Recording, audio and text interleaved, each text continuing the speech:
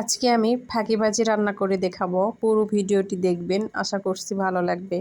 এখানে আমি half KG পোলা চাল নিয়েছি, সেখানে দিয়েছি আদা রসুন বাটা, গোটা কাঁচামরিচ, দারচিনি, সাদা ফল, লবঙ্গ এবং দিলাম সয়াবিন তেল এবং গোটা জিরে। নরমাল পানি দিয়ে রাইস কুকারটা অন করে দিলাম।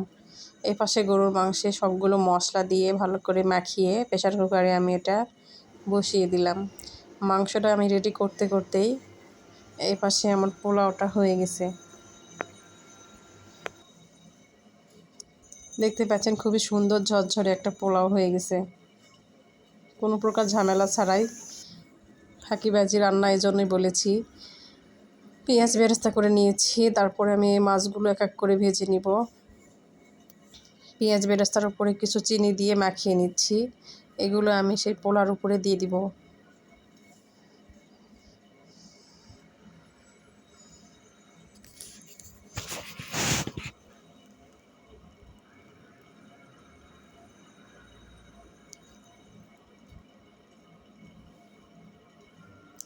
পোলাওটা আমার ফাঁকিবাজি হইলেও খেতে কিন্তু অসাধারণ হয়েছিল।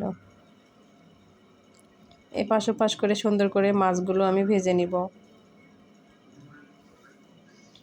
মাছ ভাজা হয়ে গেলে একই কড়াইয়ে একই তেলে আমি ডিমগুলো ভেজে নিব।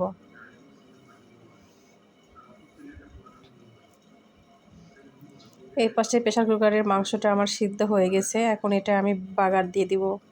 এর জন্য নিয়ে নিলাম সরিষার তেল, তারপর পেঁয়াজ কুচি যখন বেরেস্তা হয়ে যাবে ঢেলে দিব মাংসগুলো। প্রেসার কুকারটা ধুয়ে আর একটু পানি দিয়েছি, দেওয়ার পরে তো নাড়াচাড়া করতেছিলাম। এখন দিয়ে দিব আগে থেকে ভেজে রেখেছিলাম ডিমগুলো আমি আর আলাদা করে রান্না করব না বা ভুনিয়া করব না, এর মধ্যেই দিয়ে দিলাম। ঢাকনাতে ঢেকে কয়েক মিনিট রান্না করব। এই তো আমি গোটা জিরা ভেজে নিচ্ছি, গুঁড়ো করে মাংসের মধ্যে দিব।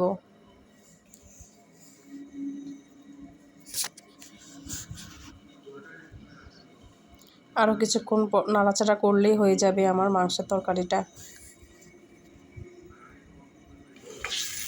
এখন আমি এই মাছগুলো দো পেঁয়াজা করে নিব, এই জন্য সবগুলো মশলা যখন টকবক করে ফুটতেছিল ওখানে আমি দিয়ে দিলাম। এই তো হয়ে গেল আমার মাংস রান্না। এই পাশে আমার মাছগুলোও হয়ে যাচ্ছে।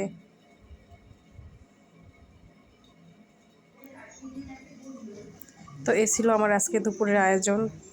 তো কেমন লেগেছে আমার রান্নাটা অবশ্যই জানাবেন। সব কাজ শেষ করে এই তো খেতে বসেছি।